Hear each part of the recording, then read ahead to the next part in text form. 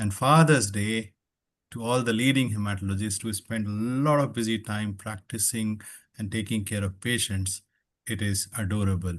So my shout out to all the hematologists who happen to be great, great fathers. Happy Father's Day to all of you. Today's webinar is special, and me and Dr. Amit Khurana has coined it as our take on Tecli. That's the interesting subject because the program director himself is the presenter. So he's a leader, and today he is also an executioner. We all have read this slide. A teacher, an institution, Guru Dronacharya, somebody, and I just calculated, and we have given 5 years, close to 3 months, every weekend. So something 600 plus hours.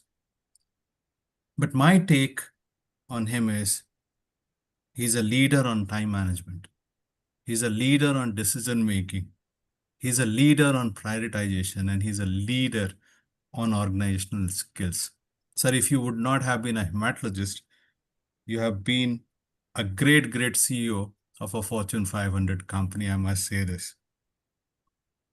Equally able, another program coordinator is Dr. Amit Khurana, and he'll be leading the show because, and we know him very fondly, a leading hemato-oncologist from western part of India, and somebody who has been running shoulder to shoulder along with Professor Agri Agarwal to make it happening as well. May I request our program coordinator to take it forward to introduce somebody who doesn't need an introduction and take it forward from here. Thank you so much, Dr. Manoj, for that kind words. Let me share the screen. Vastik there.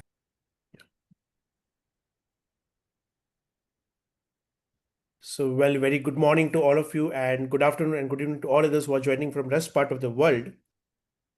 Today, our guest speaker is no other than Professor Dr. M.B. Agarwal, sir, from Mumbai, India, and he's going to lecture us on how do I use Teclistamab for treating myeloma, experience from India. This webinar, as usual, is brought to you by Mumbai Hematology Group, supported by INTAS, and very well managed by Perfect Square. I thank Mr. Arun Hegde, Dr. Manoj Kumar, and the team from INTAS, Mr. Yash, Mr. Kalpesh, and the team from Perfect Square, Executive Committee of Mumbai Hematology Group. Our guest speaker for the day, no other than Professor Dr. M.B. Agarwal, sir, from Mumbai. All our discussants who are themselves very eminent hematologists as well as medical oncologists, and you participants for sparing a Sunday morning, afternoon, or evening from whichever part of the world you're logged in. Let me give a flavor of our next weekend activities. Next Saturday, that is 21st of June 2025 from 7 p.m. Indian Standard Time, we have Dr. Tajinder Singh from Gurugram speaking to us on utility of immunohistochemistry in diagnostic hematology. And the following day, that is Sunday, 22nd of June 2025 from 11:30 a.m. Indian Standard Time and 8 a.m. Spanish time, we have Dr. Maria Victoria Matthews from Spain speaking to us on managing multiple myeloma in 2025. What is new? Let me introduce our discussions for the day, and they are very important personalities from all over India. They are displayed here in alphabetical order. I just pause for a while for you to have a look on all our discussions for the day.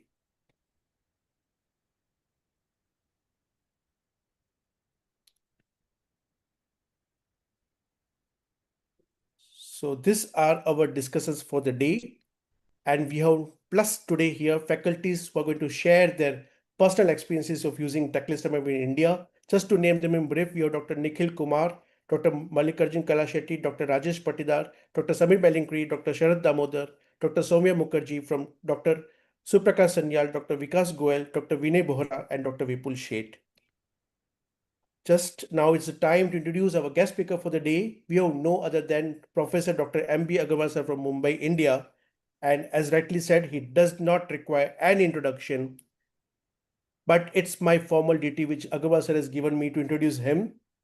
Dr. M.B. Agarwal sir is Professor and Head, Department of Hematology, Bombay Hospital Institute of Medical Sciences, Mumbai, Honorary Hematologist at PD Hinduja Hospital, Leelavati Hospital, Breach Candy Hospital, Mumbai, President, Mumbai Hematology Group, 2025-2026 and past president of Indian Society of Hematology 2010-2011. Today he's with us and he's going to lecture us on how do I use Teclistamab for treating myeloma, experience from India. Well, thank you so much. I stop over here. Over to you, Agarwal, sir.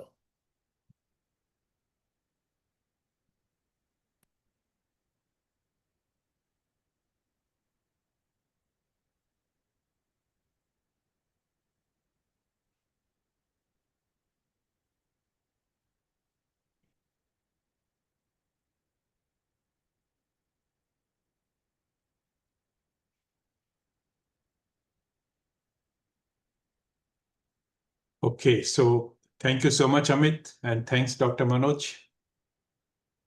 Today we are going to discuss Tecli, and the title I have slightly modified from the one which was printed in the brochure. Is Tecli the answer to triple class exposed pentarefractory myeloma? Before I begin the talk, I have a message from our colleague, Colonel Dr. Uday, and I'm going to read out this message to you because it is more important than the talk itself. Uday wrote that he is conducting a multi-centric study, SEHAT, or I suppose it is SEHAT, which means health, safety, efficacy, and health after Tecli. On behalf of the Indian Myeloma Academic Group, that is IMAGE,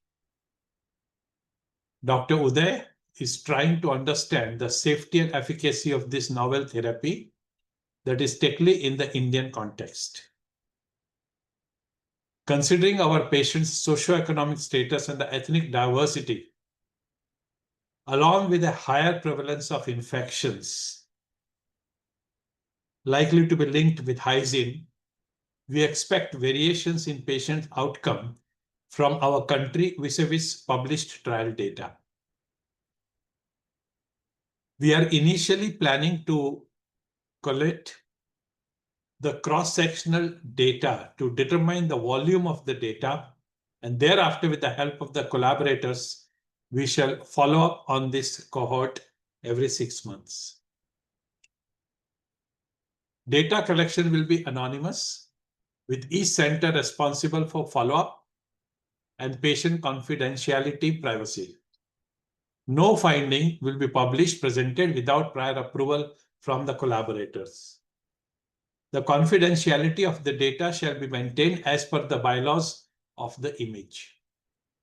The group aims to present preliminary results at the International Myeloma Society Conference, which will be held in Canada in September, and subsequently to publish the initial cross-sectional results in the Journal of Global Oncology, CLML.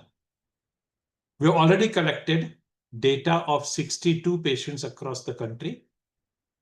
If you could, and that's the message to everybody who is present here and who is listening, chiefly, of course, I suppose from India, if you could kindly help us with your patients added to this database, and the link for that is put up over here and will be available through Uday to anybody who wants this link. He looks forward to our support. So Uday, you already collected data of 62 patients. I will add few cases to that, and I'm sure many others will do this after this message from you. So thank you so much for your message.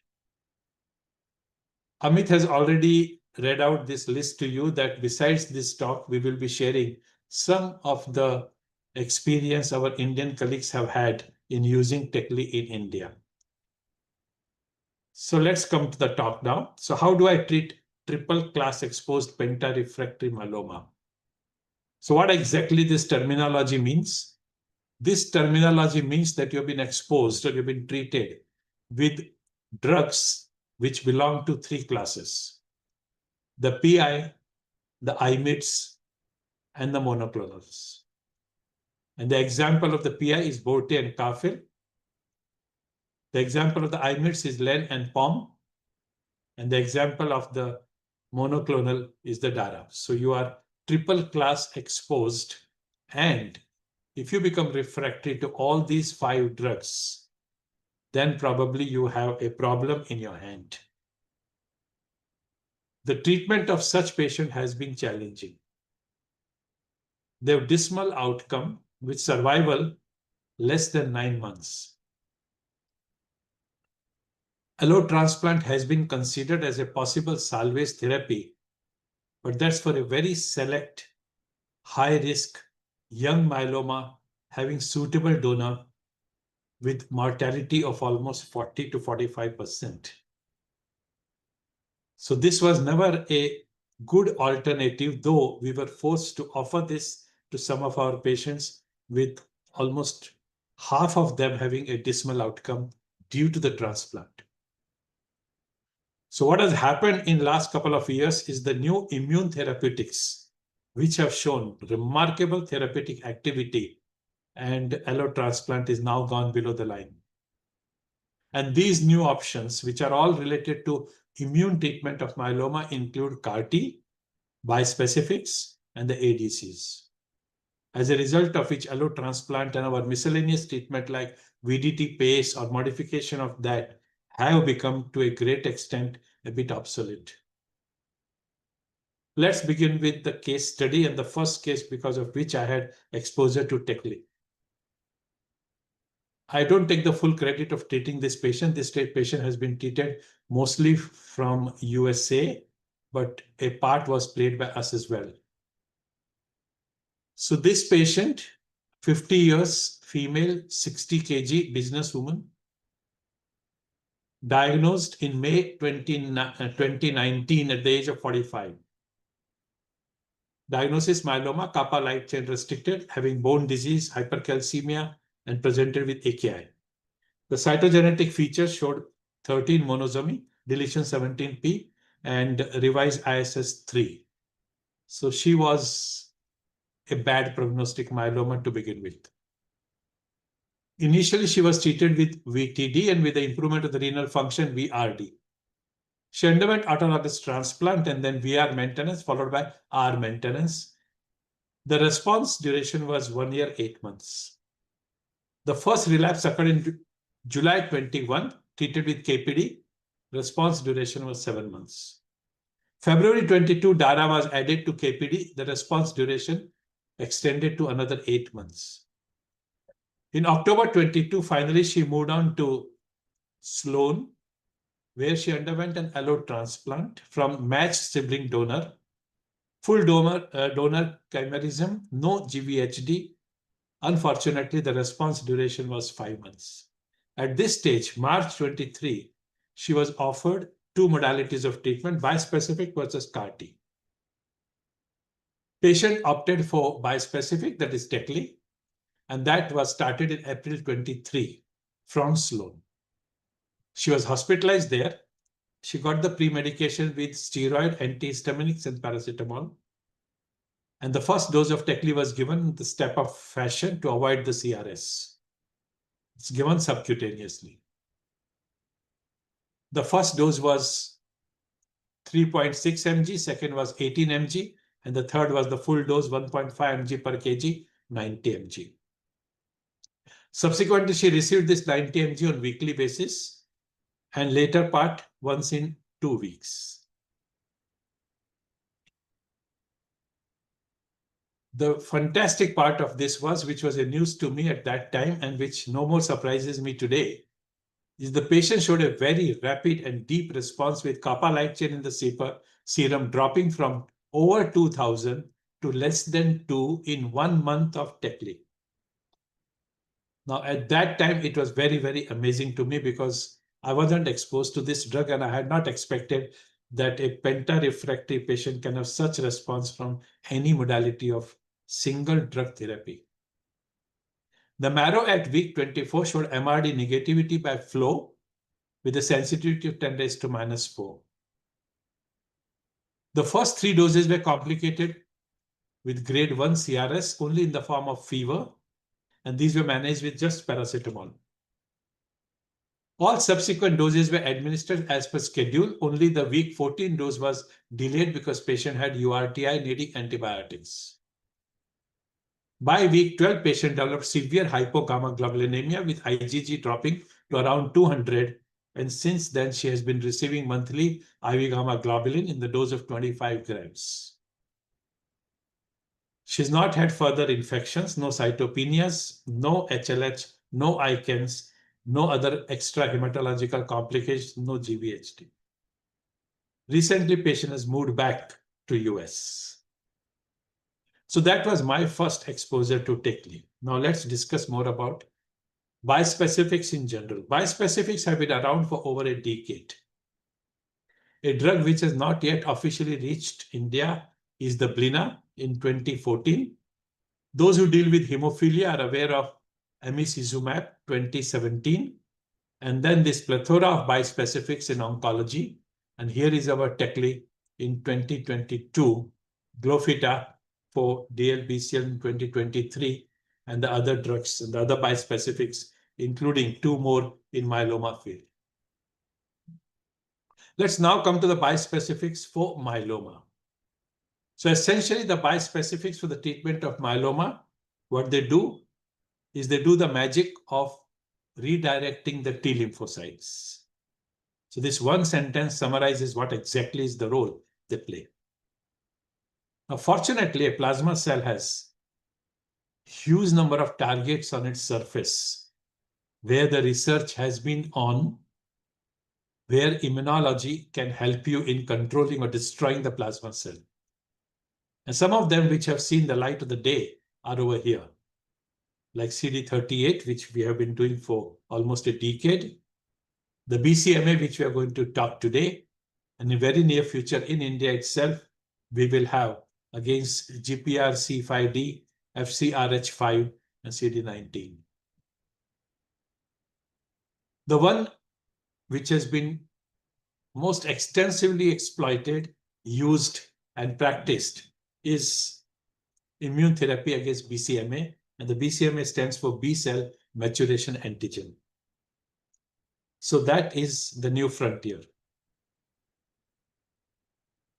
Now, I like this particular picture because it tells you why anti-BCMA antibodies in whichever shape, whether CAR-T or bispecific or ADC, are used for myeloma.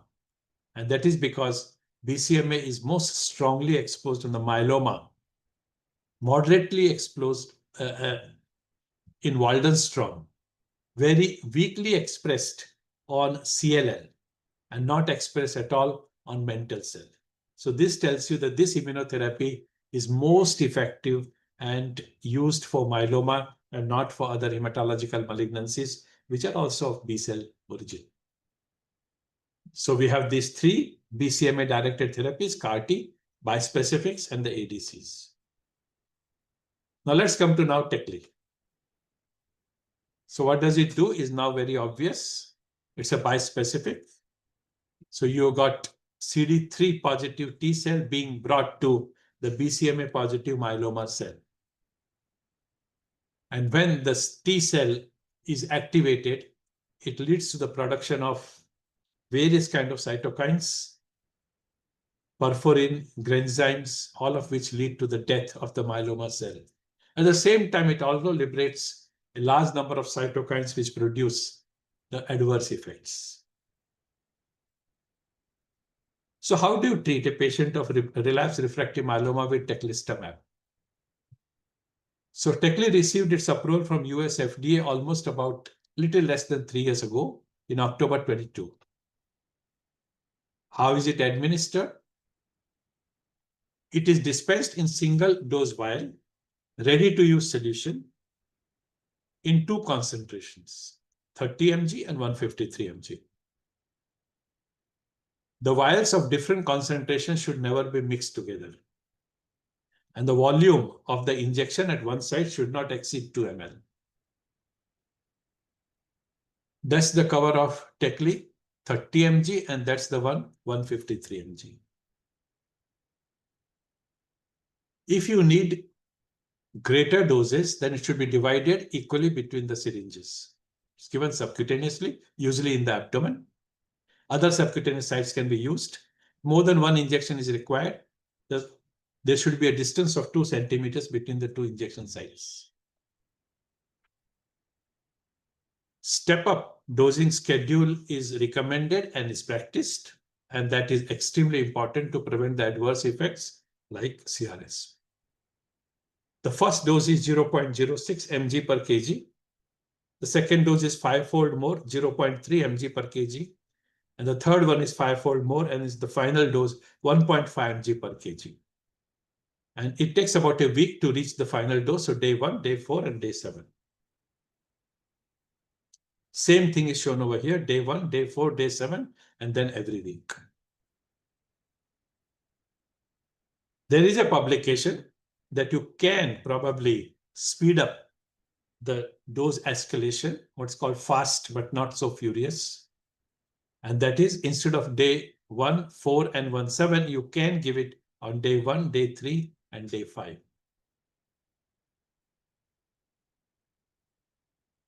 US FDA has approved bi-weekly dose schedule also in certain situations. And this situation is that the patient should be in complete remission and patient should have received 6 months of Tecli. Now, this is the recommendation from US FDA that after that you can make the dose once in 2 weeks. This is extremely helpful because it is cost effective and it also reduces the complications related to cytopenia, infections, and so on. Now, as I understand, and as I have heard from my colleagues from India and my own practice, we do this much earlier than this 6 months and achievement of CRA for the various reasons. Economy apart, the reason is that, as you just saw in our proband, that within a month, you achieve what you want to achieve. And it may not be essential really to keep pushing this drug every week after that. It invites trouble also. And of course, it is expensive. It may not be needed also. Majestic 1 is the registration trial of Tecli. This was phase 1-2 trial. In relapse refractory myeloma patient, the primary endpoint was overall response rate. These patients had received a median of 5 prior lines of therapy. 165 patients who had received 1 or more PI, IMiD, and anti-CD38 antibody. And these results, I must say that when I first read, it was difficult to believe because a single drug in penta-refractory situation giving you an overall response of 2 out of 3 patients and a complete response of 4 out of 10 patients. The median time to initial response just about a little over 1 month. The best response little under 4 months. And the median duration of response, and that's another astonishing finding, is more than 1.5 years. I think there is no example till Tecli came in of a penta-refractory triple drug exposed patient of myeloma to have such response by monotherapy, single drug therapy. The PFS of almost about a year. So this is the overall response. You will see that the PR is very little. Majority of the patients achieve VGPR, NCR, or CR. So total of about 60%, of which 50% is VGPR or beyond. This is progression-free survival. This is overall survival. This is duration of response.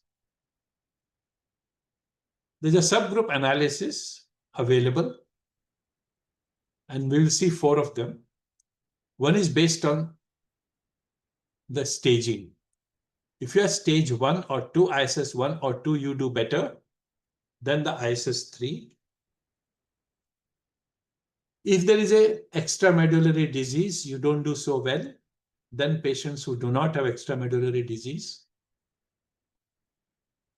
If your marrow infiltration by clonal plasma cell is more than 60%, you don't do so well than if it is less than 60.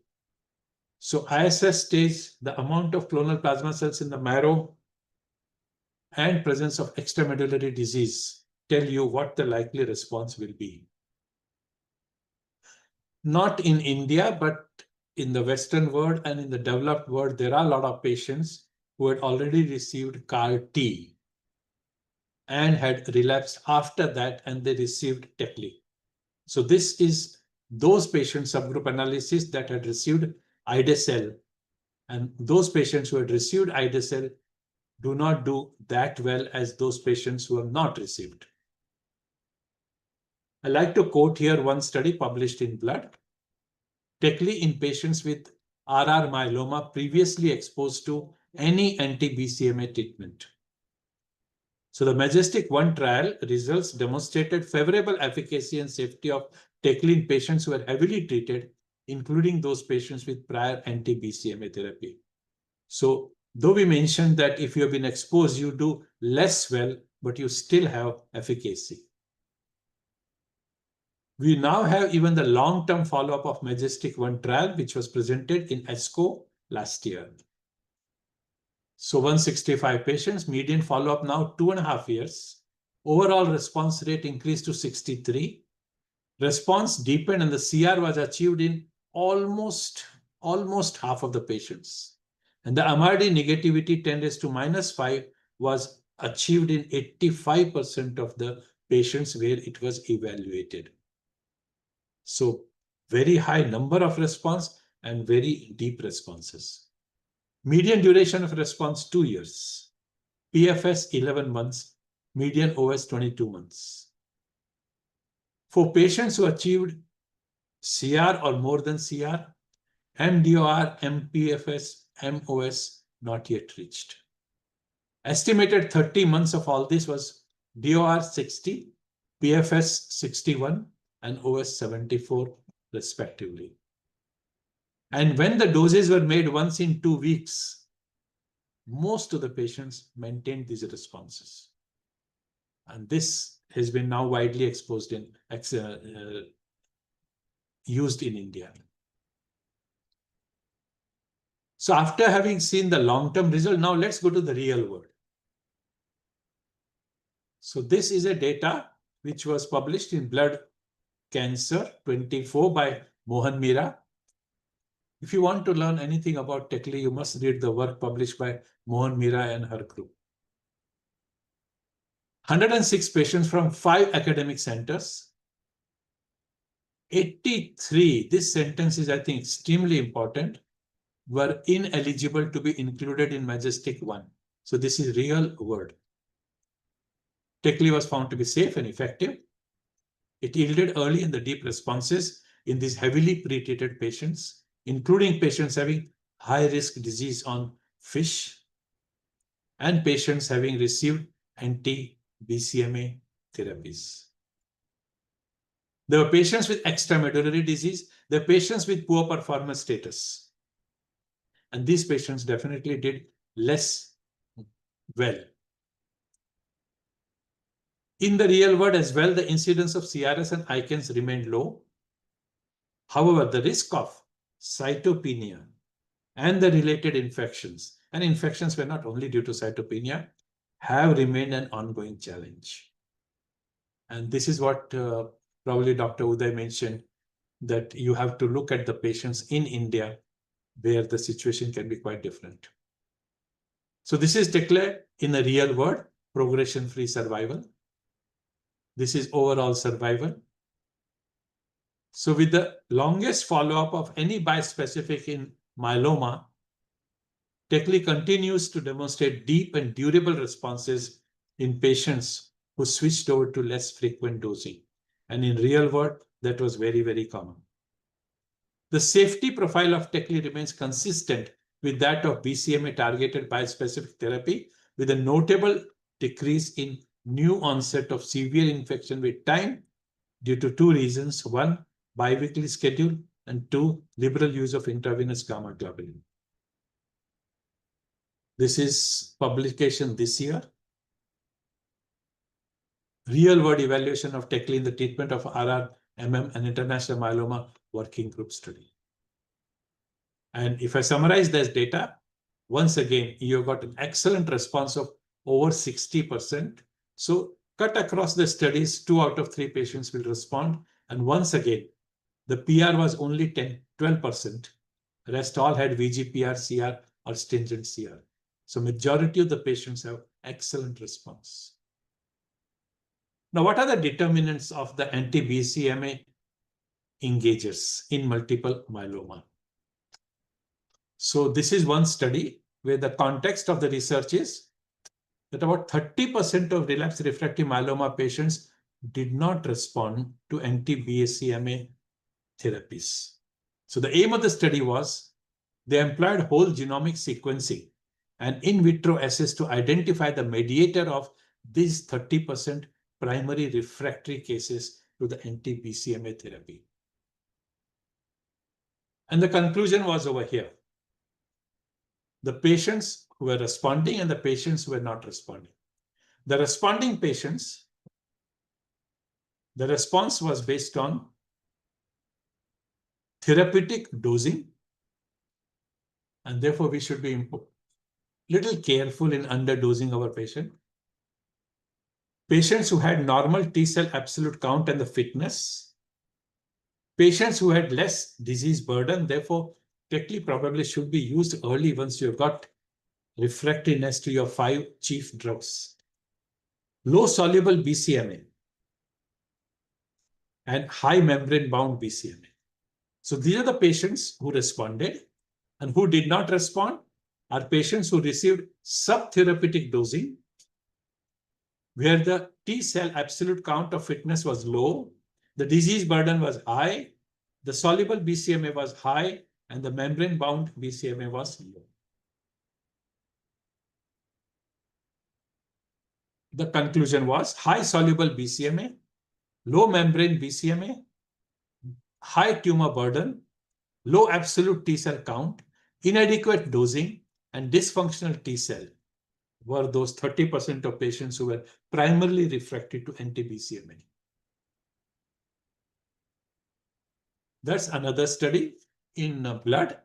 BCMA or GPRC5D targeting bispecific in RRMM, efficacy, safety, and resistance mechanism. Once again, primary refractoriness was 30%, responders were 70%. And it's the similar kind of data which was finally obtained, who responds and who does not respond. The conclusion was primary resistance is mediated by high disease burden, soluble BCMA, T cell exhaustion. Let's come to the adverse effects of Tecli. So I grouped them into 3. The first 2 in the black are something which makes you uncomfortable and are dreaded about it, the CRS and the ICANS.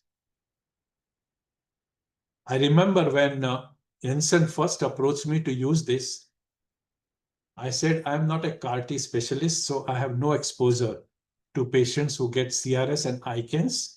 And reading about bispecifics, I'm concerned that my experience is so low that as a private practitioner, I will be concerned about using bispecific. Reading more and more, I realized that the CRS and ICANS due to bispecific are probably peanuts if you think of that with compared to what happens with CAR-T. And if people have handled patients with CAR-T and their CRS and ICANS, probably I can do this with bispecifics and manage them single-handed in small setups of private hospitals with small team. And today, we will go through this, but I'm quite confident that the CRS and ICANS of bispecific, especially Tecli, is negligible. Then you have 3, which are put in red, and I think that is what we should worry about and everybody should worry about. Because unlike CAR-T, which is an institution-based therapy, bispecific is today practiced in remote part of the country, small towns also. The moment you are a hematologist or medical oncologist, there is a huge temptation of treating these unfortunate patients of myeloma who are RRMM for whom nothing is left. They will just die in next few months. But these are the 3 things which you have to practice, learn, experience, how to prevent them, how to not let your patient succumb or have morbidity due to this. That is almost 100% incidence of hypogammaglobulinemia, probably 100% incidence of some or the other infection, and nearly 70-80% incidence of grade 3, grade 4 cytopenia. And I put them together because this is what our practical issues are. And then the rare problems of HLH and organ toxicity, these are rare. So you're not going to see them every day. Cytokine release syndrome was observed in, I'm going with Majestic 1 trial, 72% of patients, usually grade 1, 2 and easily manageable.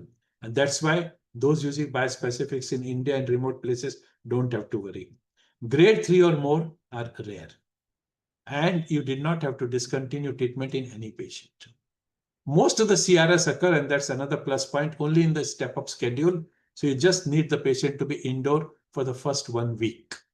And this requires vigilance. Ensure that fever is resolved before you take up these patients for treatment, and there is no infection in these patients before you take them up for teclistamab. Now, the savior is tocilizumab, and we've used that in the COVID era so much that we're very comfortable with it. Of course, it's expensive, but those who can afford tecli probably easily can afford 1 or 2 doses of toci. Toci reduces the risk of subsequent CRS in patients receiving it for the first event. And I will show you how as a private practitioner or practicing in remote area, you can use toci so liberally that probably you will not face CRS more than grade 1 at all. Toci does not affect the efficacy of tecli.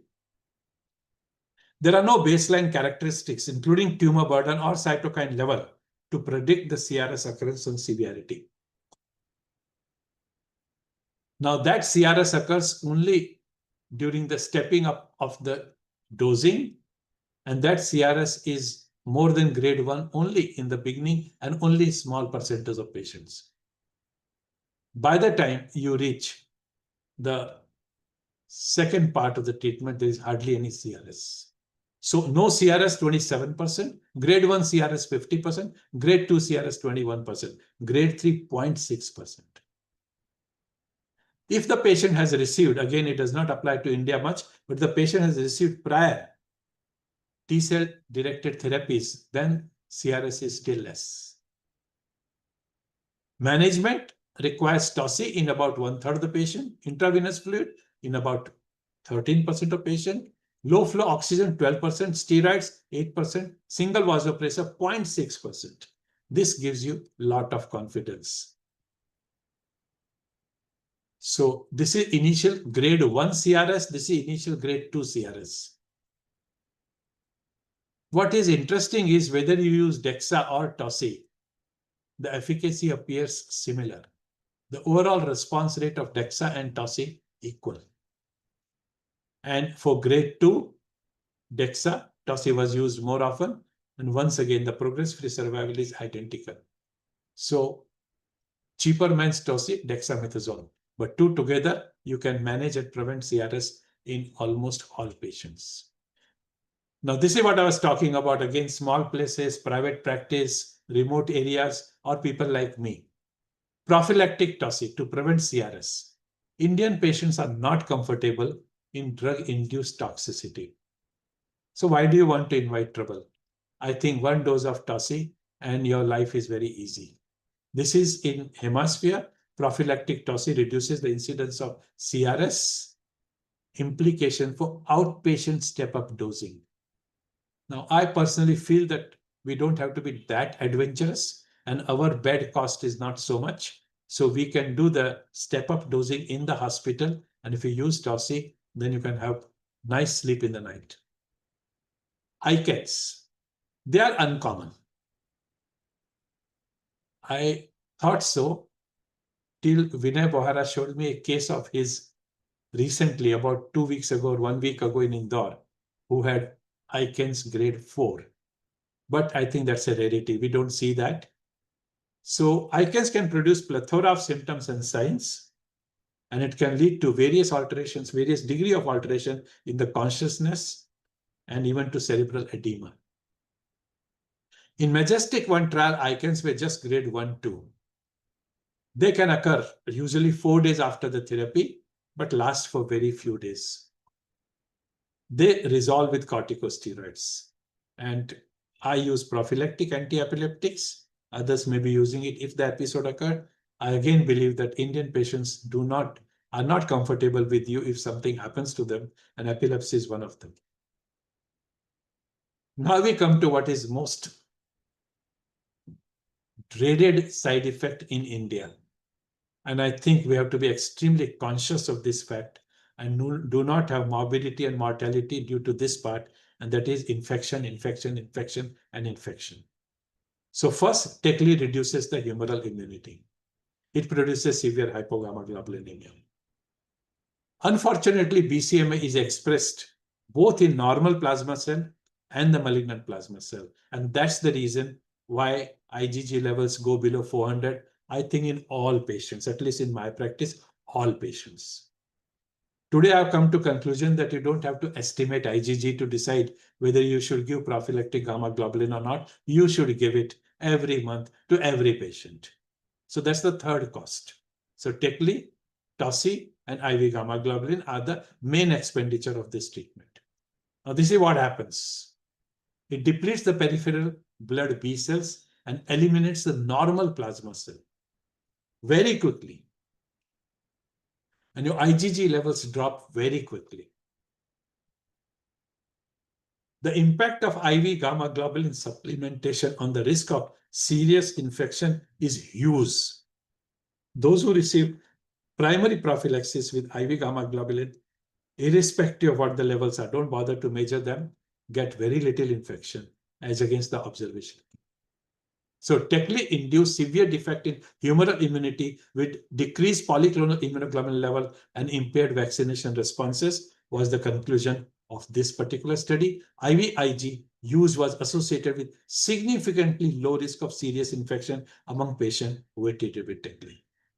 I think if at all there is one message for everybody who is treating this drug or myeloma patients with this drug in private practice, in remote places, in small towns, and you want to do this more and more because every patient of myeloma reaches this stage that he requires a bispecific or a CAR T.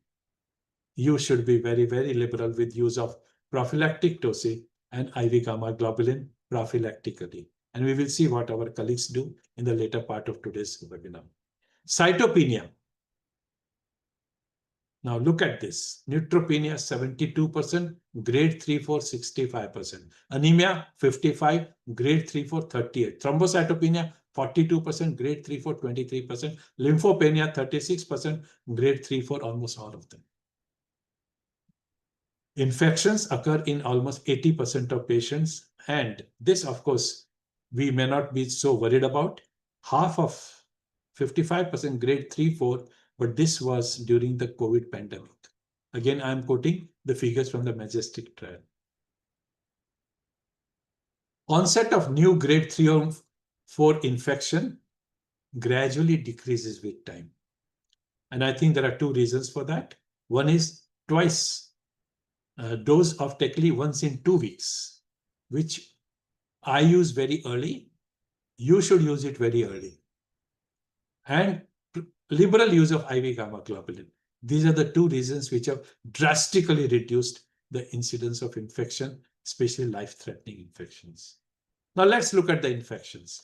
And again, I would like you to read Mohan Mira's work on this, and there are, of course, other publications as well. Infections rate is high. So it's not just India that you have infections.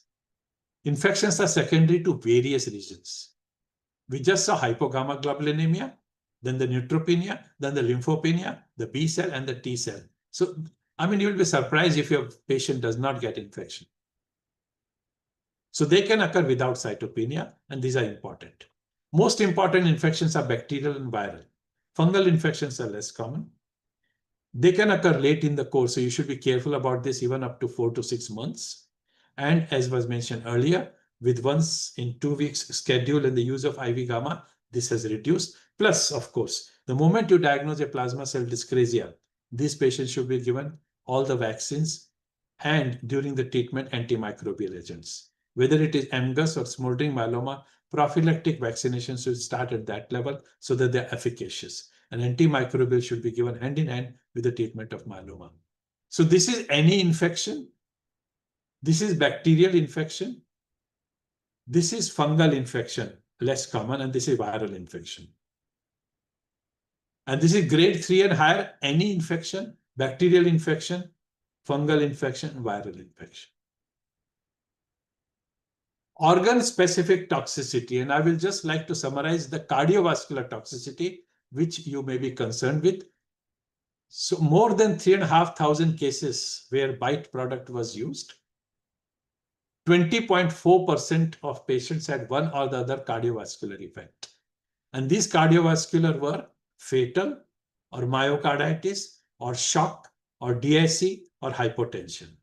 The last two are related, not relevant to our today's talk, is blinatumomab.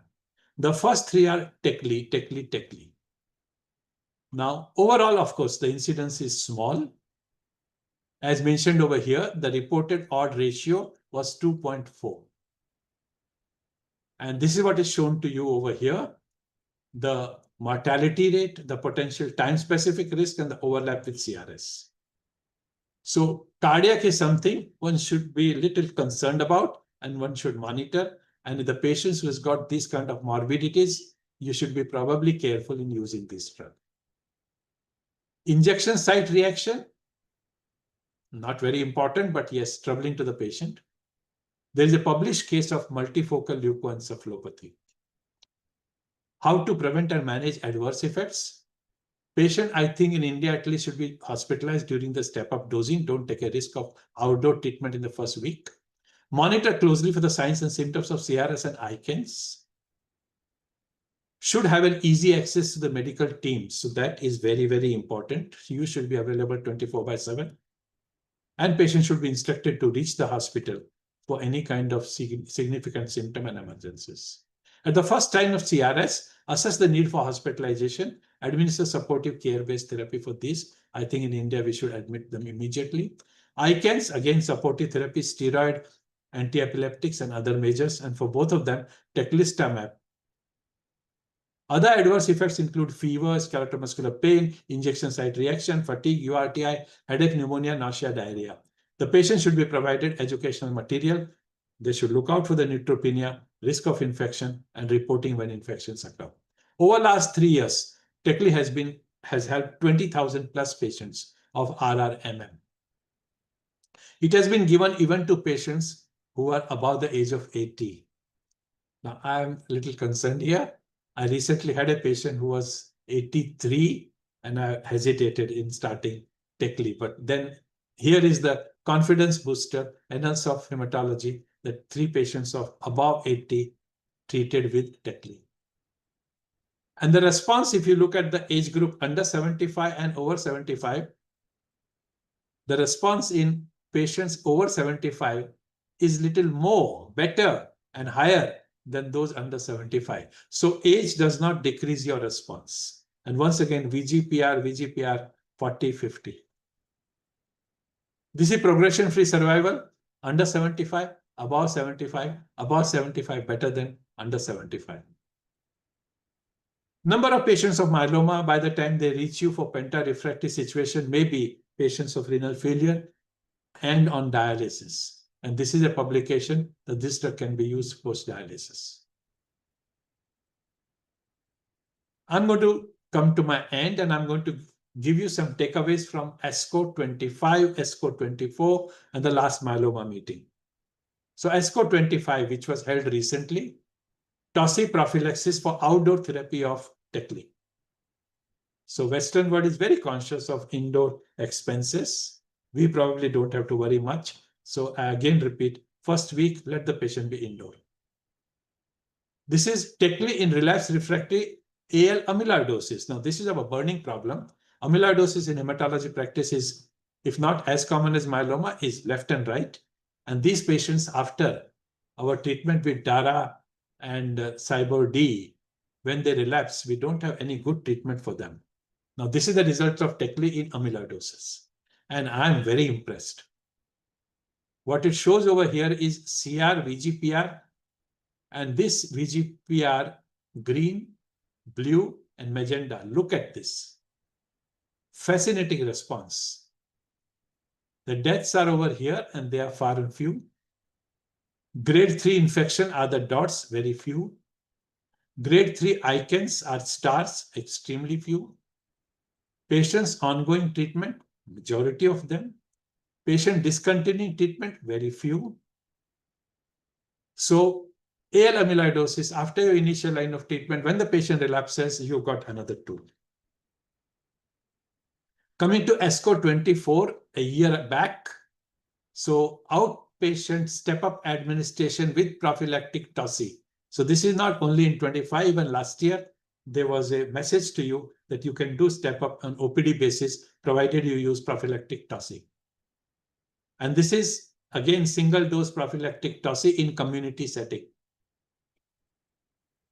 Again, ESCO 24, first result of subgroup analysis, high-risk patients, patients aged 75, high-risk cytogenetics in pentarefractory situation. And this is safety run in Majestic 7, where frontline Tecli with DARA and LEN was published. So all these drugs and CAR-T, etc., are going to move forward and forward and forward. And here is Tecli with DARA and LEN as first-line therapy. Now, this is takeaway from the 21st annual meeting of myeloma group that was held in Brazil, September last year. So this was a poster presentation. Can these drugs be administered safely in the community? And this is bispecific responses after patient has relapsed after CAR-T therapy. And this is one thing which is very, very relevant to us. We talked about viruses, but CMV virus reactivation occurring after bispecific antibody can be a major problem for India. So look out for this as well. CAR-T versus bispecific, CAR-T for myeloma has been researched in India now quite extensively and is on the verge of getting its FDA approval. Probably before the year ends, you will have it in your market. So what you see is the efficacy here and the adverse effects here. In the red is CAR-T, and in the blue is bispecific. So efficacy of CAR-T is more than bispecific. Adverse effects of CAR-T are more than bispecific. So in short, you should be less worried about CRS and ICANS when you're using bispecific, unlike CAR-T users. You should be more concerned about infections, hypogammaglobulinemia, cytopenia, etc. Now, before I close, the personal experience, I have now 7 cases, all penta-refractory, triple-class refractory. 4 were straightforward myeloma. 1 is AL amyloid. 1 is light chain deposition disease. 1 is POEMS. Median age was 60. The maximum age was 71. CRS grade 1 occurred in 2 out of 7. ICANS grade 1 occurred in 2 out of 7. Infections occurred in all, and fortunately not beyond grade 3. Hypogammaglobulinemia, all patients. TOSI in 6 out of 7 patients. 2, and we have used right up to 4. But now I've learned that probably you don't need this. This was probably extra care in the beginning. IV gamma globulin, all patients, and now in a prophylactic fashion. Responses, fantastic, at least in my patients, maybe beginner's luck, all achieved stringent CR, including POEMS, including light chain deposition, including amyloid. And now, in fact, very early in the course of the treatment, my patients are on bi-weekly schedule. When patient has penta-refractory disease, he has severe symptoms and signs, and the morbidity and mortality of disease is imminent. And this is the result with Tecla.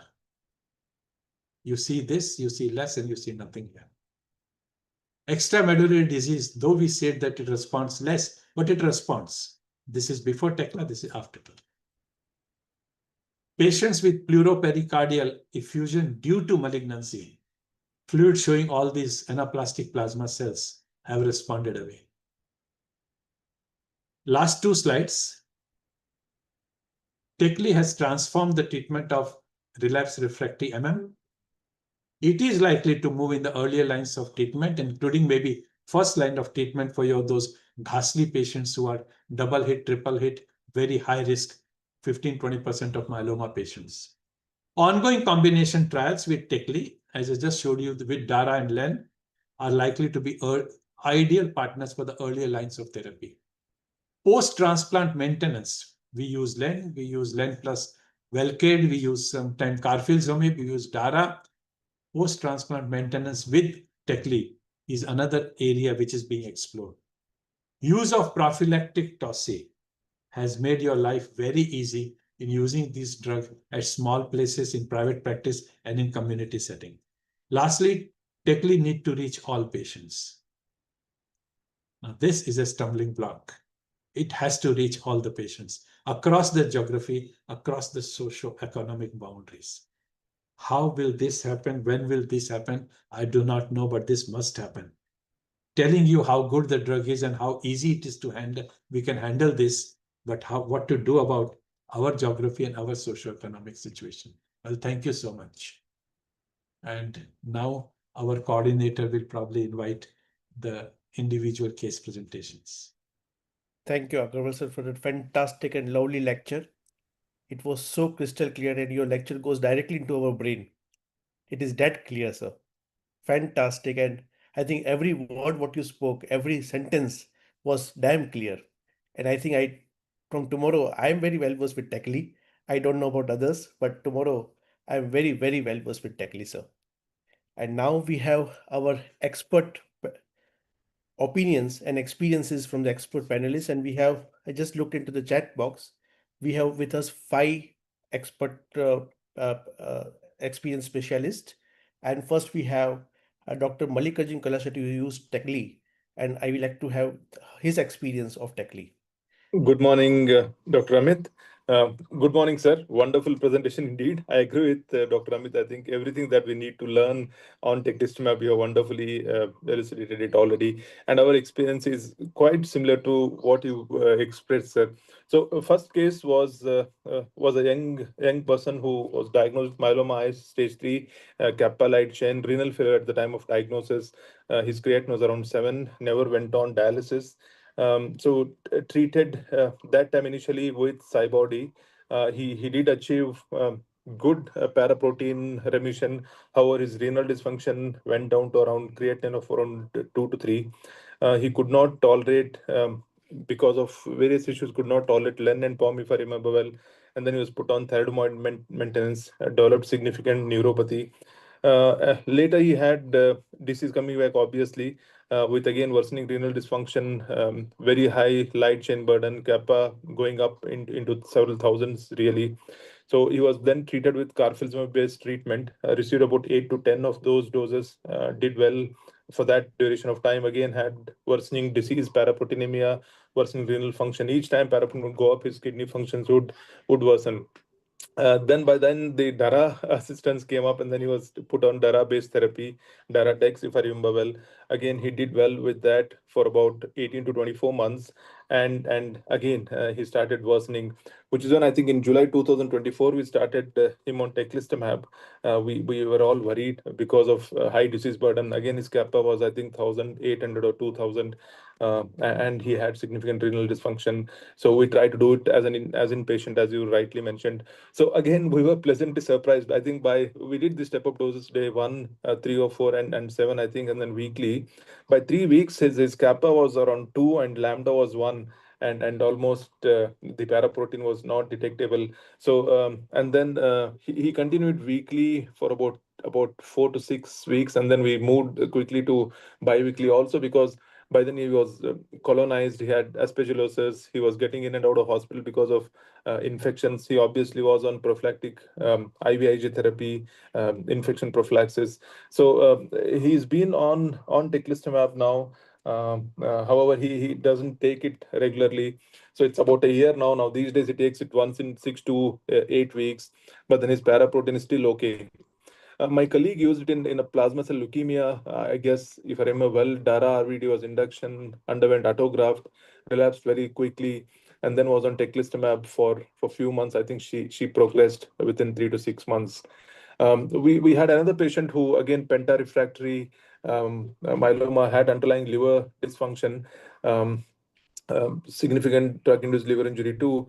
So we have started using Teclistamab, but then early days. So these are the few cases that we have administered, sir.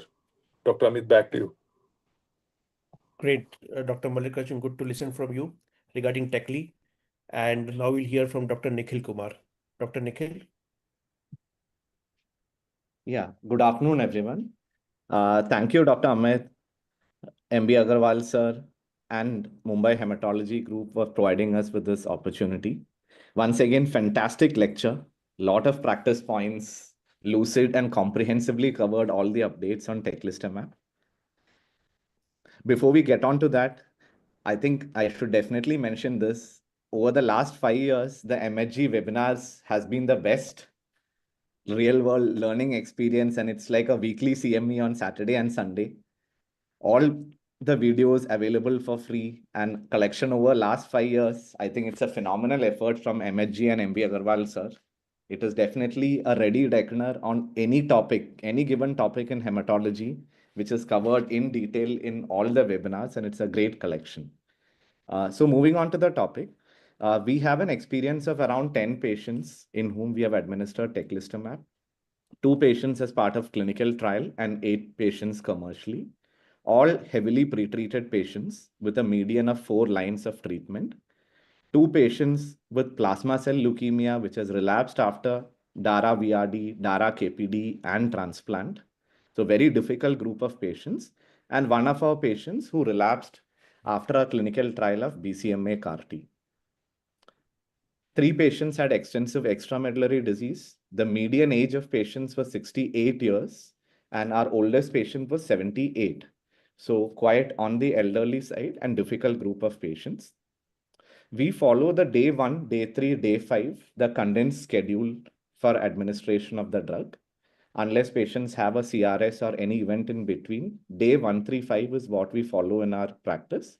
And like MB Agarwal sir mentioned in his lecture, we admit patients for a week. We don't take any chances, especially in a private setting. After an initial experience where patient had a bad CRS and went into shock, required a prolonged ICU admission, now it is our practice to administer prophylactic tocilizumab to all patients before the first dose of Teclistamab. So we administer tocilizumab at a flat dose of 400 milligram 4 hours prior to the first Teclistamab injection. And it has been our standard practice because unlike in CAR-T, in Teclistamab, the grade and severity of CRS does not necessarily correlate with the disease burden. So regardless of that, we administer prophylactic toci to all patients. We start IVIG even before we administer Teclistamab. So before Teclistamab, 2 things that we ensure is, one is patient is vaccinated adequately, and second thing is at least 4 to 5 days before the first dose of Teclistamab, we start IVIG and we continue it every month. Pre-medications, the standard paracetamol, Avil, and 16 milligram of dexamethasone is given for the step-up doses and in the first cycle. After cycle 1, the incidence of CRS and ICANS is very, very minimal. And as per the product insert also, we do not administer any pre-medication after the first cycle of Teclistamab. Now, among 8 patients, 6 patients have completed almost 6 months of treatment. 2 patients are very early in their disease course where they have only received a couple of doses. So again, is it beginner's luck or is it our patient profile? In spite of the fact that these patients are heavily pretreated, all of them have achieved a CR as early as 2 cycles. So it is our practice to evaluate patients every month with a standard myeloma profile, serum protein electrophoresis, immunofixation, and light chain. All patients till date have achieved a CR at 3 months. And at 6 months, 4 out of 6 patients have achieved an MRD negative status at a sensitivity of 10 to the power of -4. Now, this is phenomenal considering how heavily pretreated these patients are, including a post-CAR-T relapse and even 2 patients with plasma cell leukemia. Now, in our practice, because of the cost and also the high risk of infections, we de-escalate treatment quickly. Once patients achieve a CR after 2 to 3 months, we switch to a once in 15 days dosage. And if patients are achieving a MRD negativity, At 6 months, after that, we switched them to a monthly dosing schedule as a maintenance. Data to this regard is still lacking, and I would really like to know what my esteemed colleagues in other centers are doing. But it is our practice to quickly de-escalate treatment once patients achieve a CR. And after 6 to 7 months, if the patients have achieved a deep response and MRD negativity, we usually go to a monthly dosing. Now, coming to the most important part regarding the adverse events. Our first patient whom we did not administer a prophylactic tocilizumab, we really had a hard time. Patient developed grade 2 CRS, which was managed conservatively. 12 hours post that, patient developed atrial fibrillation, went into cardiogenic shock, required cardioversion, and required a prolonged hospital admission and ICU care. Fortunately for us, in the subsequent dosing with tocilizumab prophylaxis, the patient was able to tolerate the drug well. And at 6 months, patient is MRD negative and doing very well. But cardiovascular adverse events in the form of arrhythmias have been noted in 2 of our patients, and one of them developed a grade 3 event with a cardiogenic shock requiring cardioversion. So that is something which we need to keep in mind. And like Agarwal sir mentioned, prophylactic tocilizumab makes life a lot easier. And ever since we have started using it from our second patient onwards, serious grade 3 adverse events have been relatively rare. We have had one patient, elderly gentleman, 78-year-old with extensive disease and extramedullary involvement, develop grade 3 ICANS. It is not something which has been commonly reported in the Majestic 1 trial, but we have had a patient who developed grade 3 ICANS, started on steroids, dexamethasone 10 milligram 6 hourly, worsening I score. After 24 hours, patient was drowsy, I score of 2, escalated dexa to 20 milligram 6 hourly, along with anakinra 100 milligram thrice daily. Fortunately, the patient did recover after 48 hours, but that patient ended up requiring high doses of steroids as well as anakinra. Now, the other problem that we have commonly noticed is CMV reactivation, especially in patients who have developed adverse events and have required steroids at length. Patients have had CMV reactivation. 3 out of 8 patients have had CMV reactivation, which led to treatment interruptions after a month. And all of them did achieve a CMV seronegative status. Again, a question which I have in my mind is whether letermovir prophylaxis would help these patients, at least as a secondary prophylaxis, once the CMV reactivation is treated. I don't think there's much data in this, but that is something which definitely we have considered in patients who have developed CMV reactivation at least once. Something to be kept in mind, once patients receive tocilizumab, in CRS, patients may not develop fever. So the other signs like tachycardia and hypotension should be kept in mind because tocilizumab can very often mask the CRS associated fever. By and large, the most common grade 1 and grade 2 adverse event we have noted is low backache and myalgia. Many patients have had very severe low backache, not responding to anything other than steroids. Analgesics don't really help, but low doses of steroids also can provide a significant response. Among the 8 patients we have dosed and 6 patients who have finished at least 6 months of treatment, we have lost one patient to urosepsis and shock. Patient had a VGPR, but unfortunately, elderly side infection, we could not salvage the patient. And this is despite the fact that patient's IgG levels were good and patient was also on prophylactic IVIG. Some of the questions that I have for all the panelists and esteemed colleagues here. One, what is the practice regarding de-escalation? One is because of the cost, and second, obviously, the high infection risk. What is the standard IVIG prophylaxis? And in patients with an extensive disease burden, do you administer teclistamab upfront, or is there a role for debulking prior to teclistamab treatment? With this, I hand over to Amit sir. Thank you once again for inviting us and giving us this platform for sharing our experience. Thank you, Dr. Nikhil. Wonderful experience, wonderful sharing your experience, and we learned a lot from your experience. And regarding your 3 questions, we'll bring out in the next question answer session. The 3 questions you have. Thank you, sir. I will now move to our third. We have Dr. Sarath Damodar, sir. Sir, your experience, please. Yeah, hi Amit, and good afternoon, sir. Dr. Agarwal. After that brilliant lecture, I think he's covered everything. But I think it's nice to actually have this little discussion where usage and experience is kind of being looked at from an Indian perspective, which I think Uday is also trying to collate and put together. And it'll be really nice to actually come out with that data and actually publish so that we're aware of what we're facing. So I won't add too much to what has already been discussed. So clearly, I think the prophylactic dosing is something which everybody's spoken about, and I think that's certainly helping administration. Clearly, from an infection perspective, from the 5, 6 patients I've dosed, all of them have developed infections requiring hospital admission. So about 4, 5 of them had a pneumonia requiring admission. The other one came in with a very bad diarrhea and drop in pressures. So clearly, that's something which will come back to haunt us.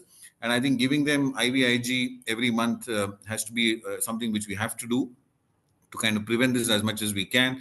I haven't seen a CMV reactivation so far. That's something which we have to certainly factor in and look at after hearing what Nikhil had said.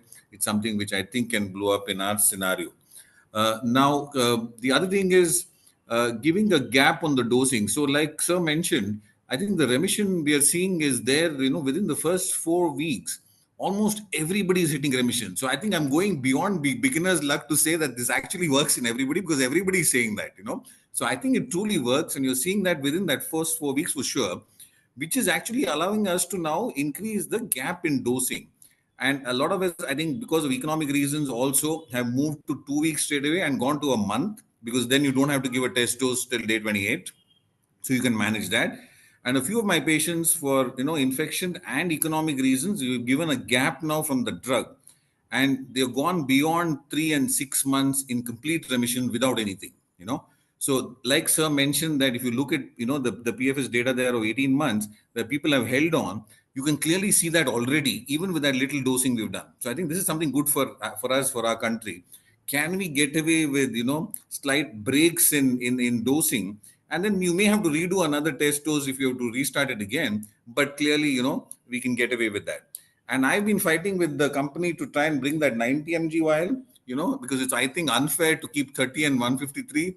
And various people have been using mechanisms to try and split and use it for 2 patients versus even keep it for 2 weeks. I think that's there, even though it's not documented, where you can reuse in 2 weeks and try to utilize that vial which you don't want to discard. So these are some of the take-home points which I've kind of experienced and just wanted to highlight. Thank you. Thank you so much, sir.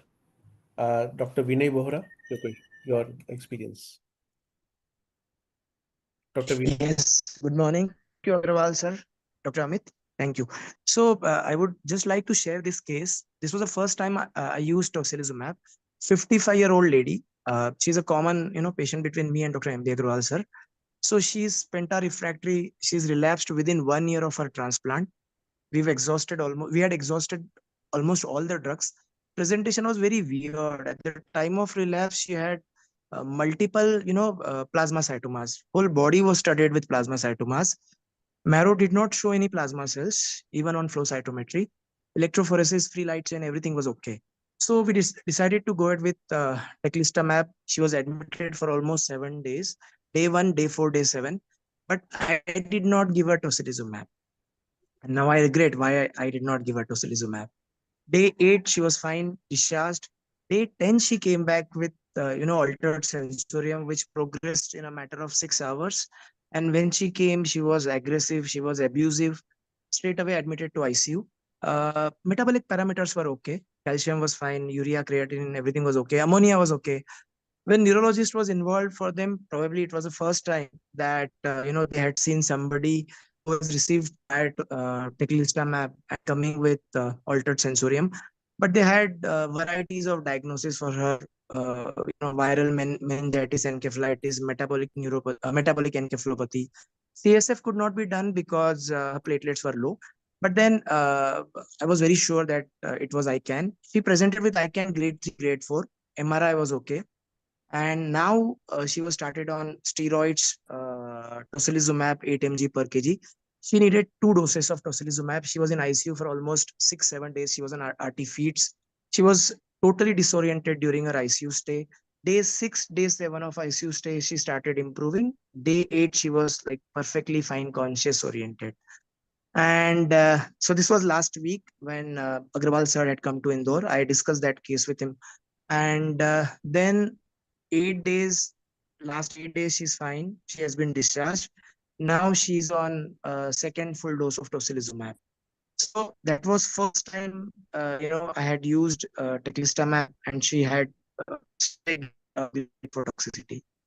Second patient I have started, but this time I've given prophylactic tocilizumab. Again, received second full dose. Step-up doses have been over. First full dose given. Fortunately, no side effects.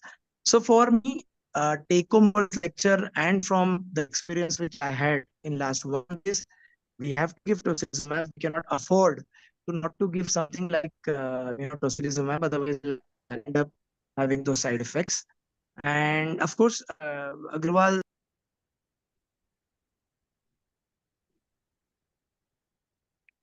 You lost him. Yeah. Okay. Okay. Then go ahead.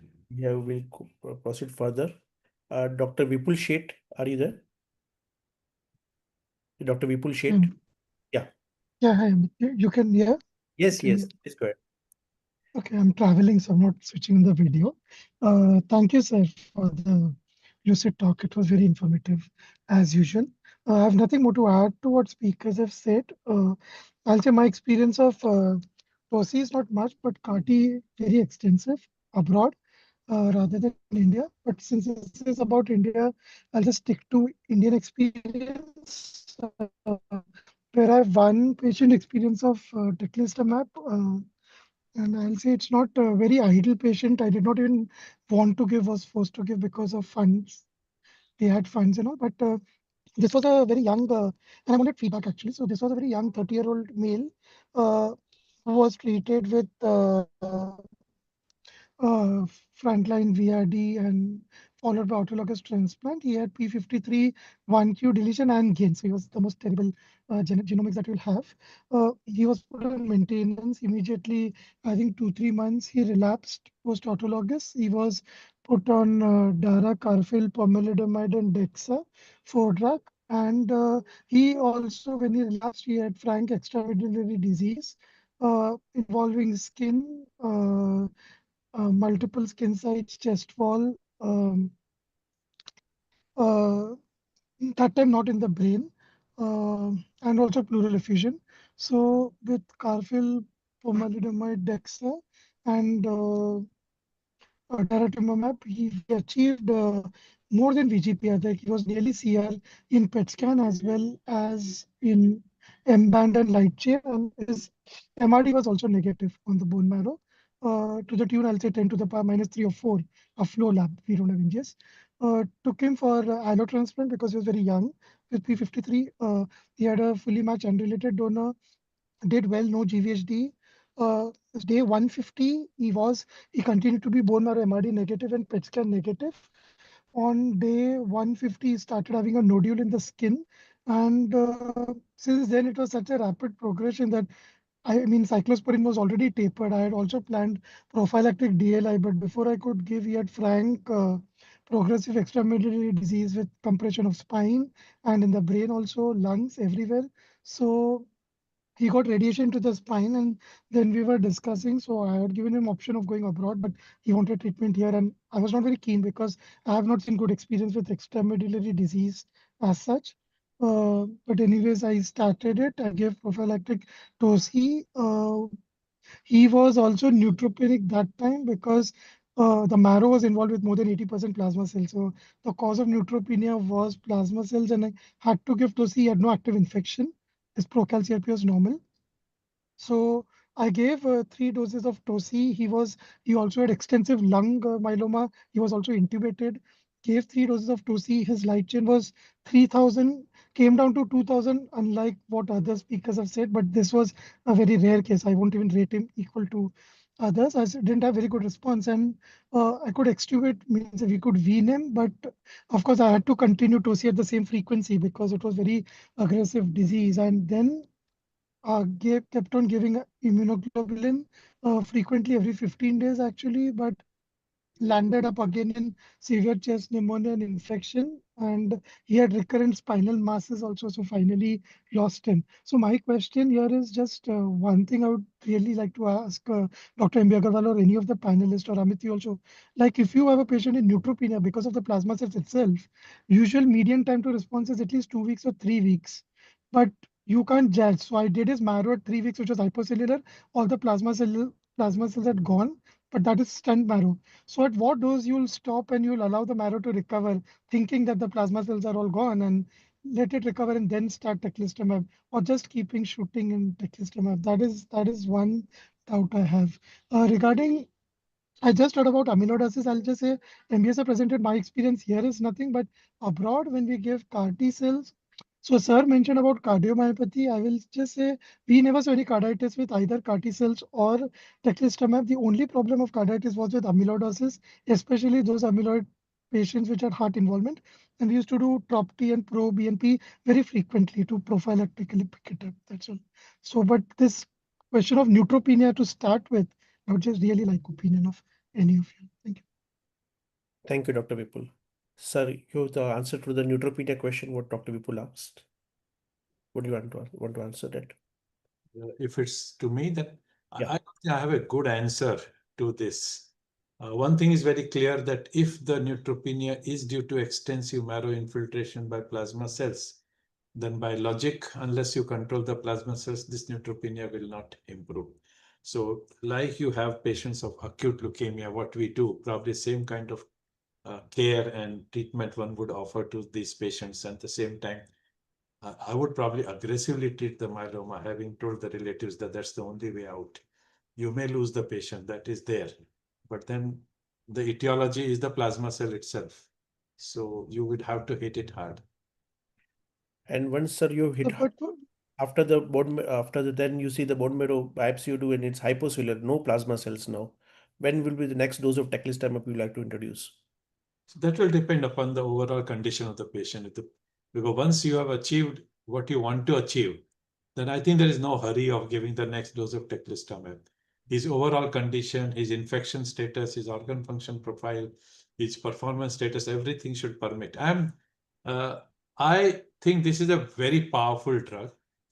And we have seen now with all these presentations how quickly it can do the CRs and normalization of the free light chains in almost everybody's experience. 3 weeks, 4 weeks, 5 weeks. That's about all. And it's my experience plus everybody's experience that if you don't give the next dose even for 2 weeks, 3 weeks, 4 weeks, 5 weeks, the disease does not come back. So there is no really hurry of pushing the drug if the patient is not in the optimum condition. Infection is our number one killer. So last thing you want is when you're using such expensive tools is the treatment-related infection-related deaths. So as many people asked, what do you do with the dose? What do you do with the interval? I think for us, underdosing and long intervals is good enough. There is no problem whatsoever. Our patients are financially weak. Our patient and our community does not accept treatment-related death. Often I share a lot of patients with Vinay Bora, and I keep discussing this. Our patients don't expect and don't want, and they don't easily digest treatment-related morbidities and mortality. And we, all those who are in private practice, you don't have the cover of institutions. Practicing at TMC is very different than practicing in Bombay Hospital. It's very different. It's one-man show most of the time. So you have to be very careful about treatment-related morbidities and mortality. There was a question about cardiac things. I feel that this treatment requires that you educate your cardiologist, neurologist, intensivist, and microbiologist. These are the people you have to be very comfortable with. I remember our initial patients, the neurologist was asking for MRI and LP in every patient because they knew nothing about ICANS. So they said, we want to look at the structure of the brain. We want to look at the infection in the CSF. Justified, but as Dr. Vora's patient, 4, 5, 6 days of treatment and the ICANS of grade 4 settles down. So you don't probably have to do, and I think there's a question put up by Shruti also. whether you should rule out infection, etc., in every patient in the CNS. So having used it and knowing about ICANS, you don't have to do MRI and LPs in all the patients. True. Thank you so much, sir. I now request all our discussants to please put the hand raise sign so that we can start our question answer session, official question answer session now. Yes, first we have Dr. Roshni Pandey, ma'am. Ma'am, please go ahead. Good morning, sir. That was a really educative talk for some of us who have not yet used this drug. The first question is there any actual contraindication for using teclistamab? So I think one is that you should have exhausted all the tools. If you're not used, say, carfilzomib, you're not used pomalidomide, if you're not used DARA, I don't think you should go to tecli. Number one. Number two, infection. Your patient must be totally free from infection. Even if it takes 1 week, 2 weeks, 3 weeks to assess the patient or treat the patient, he should not have any active infection, urinary tract infection, or anything else. Three, I'm quite conscious of the cardiac status. So your patient is 80-year-old is okay. But if a patient is 60 but has poor ejection fraction or he's on antiarrhythmic drugs, I may not select that patient for tecli. Sudden deaths have been reported, and if you read the literature, they were not infected patients. They have died suddenly, and I think it's arrhythmia. And you have sudden deaths like this. So probably these are the situations where you're not. And lastly, don't tell the cost of tecli alone to the patient. It's tecli plus tocilin, gamma globulin, plus all other paraphernalia which goes with it. Infection diagnosis, infection treatment, and all that. So at least double the cost than what the tecli is. So patients should have very comfortable financial situation. Baseline before starting this drug, like we do for AML, we need to do HRCT chest, and we also need to do a CMV DNA. Anything else? I have not done HRCT chest for everybody, but yes, routine infection workup, that's about all. Will this teclistamab combinations come into the upfront for ultra high risk myeloma? It will, definitely. As we are now CAR-T for, double hit, triple hit lymphoma, same thing will come to the high risk myeloma, because we still do not have a good answer to a high risk myeloma. So both CAR-T and bispecifics will move forward in combination with DARA-LEN as the trials are going on. Majestic 7 is exactly tecli with DARA with LEN. And the last question is, if one has access to CAR-T cell also, so how do we sequence these two? So institution-based therapy, then CAR-T, peripheral, small areas, or patient is going to not, a patient's condition is due to various reasons, logistic reasons, not possible to go to institutional care, then bispecifics. Cost-wise, I think both are equally expensive. So cost is not the factor. CAR-T is one-time treatment, institution-based, a lot of toxicities, etc. Bispecific, you can do in periphery, expenses are spaced out, results are good. Toxicities are comparatively less, but is a perpetual expenditure. You have to keep doing it. So both are tools which can be used in whichever order your patient's condition permits. That condition, it's all the things together. What about the rapid progressors? CAR-T versus tecli, because you are going to wait for CAR-T, right? You can use tecli as the bridging treatment. Someone had mentioned that you decrease the tumor load for using tecli, but that is not a practical solution because you're not left with anything. Then using tecli. But yes, when you're going for CAR-T and patients got a massive tumor load, tecli and bispecifics can be used as a bridging therapy. Thank you, sir. Thank you, ma'am. Dr. Nishad, your question. Good afternoon, sir. Excellent talk as usual. I wanted to share the experience of my patient and then one question. So this man is a 55-year-old gentleman. He was initially diagnosed as lambda light chain multiple myeloma in 2018. was under our follow-up. In 2024, he was penta-refractory after all the treatments. We started him on Teclistamab. His initial creatinine was 2.1, and gradually his creatinine came down to 1.5. He had hypogammaglobulinemia, was started on IVIGG, but then gradually we saw he responded very well, but gradually we saw his creatinine rising from 1.5, slowly rising to 2, and now it is 2.3. We stopped IVIGG thinking that it was IVIGG related AKI. So we stopped IVIGG about 4 weeks back. We stopped all other offending agents. There is no UTI. The urine is normal. The USG KUB is normal. So my question is, is there any evidence of nephrotoxicity with teclistamab, or it could be something else or IVIGG related? So, to the best of my knowledge, not reported. And I presume that your patient already had normalization of the light chains, right? Yes, completely. So that's not the cause. IV gamma globulin has been a issue. And when I searched from the literature, what they suggested is that using half dose and not giving it over 6 hours, giving it over 24 hours can reduce the nephrotoxicity. Very good hydration prior to giving IV gamma globulin are the only 3-4 methods which I found. So hydration, giving 24 hours, half the dose, because I think the finger will go on IV gamma globulin in your patient. Yeah, yes. And I would like to continue with it, not discontinue it, but use these kind of steps. I discussed with nephrologists also. This has been an issue. The physician is very reluctant to allow us to give IV gamma, and we are very reluctant to not give IV gamma globulin with further doses of teclistamab. The nephrologist didn't have any good answer to my question. They said, yes, if there is a kidney problem, don't use IV gamma. I said, that's not the answer. We want to use it. So they also then came out with this less doses, less frequency, giving it slowly. And of course, there is this product from Reliance, which is, it uses glycine.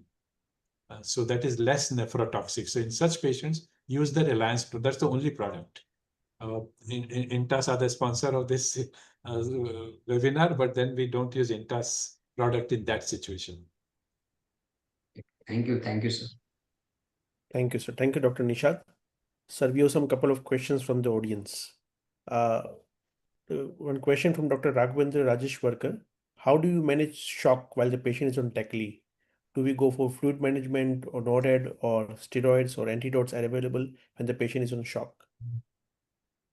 Yeah, so number one, we always take the help of intensivist. Number two, if the veins are collapsing, then we know that there is dehydration, and fluid challenge is going to help. So fluid challenge is always the first step, and often it is very, very useful. Then comes the role of vasopressor. These patients all receive steroid. These patients all receive TOSI. So management of shock is usually the medical patient's management, like IV fluids, vasopressor, and then TOSI and steroids. I think these are the 4 steps that we use. Thank you, sir. Most of the panelists have asked about what is the cost of Tecli in India. So it is in lakhs. The exact cost, I see J&J is here. If they would like to tell you exactly their support program, etc., it is in lakhs. Fine. Another question is from Dr. Rahul Arora.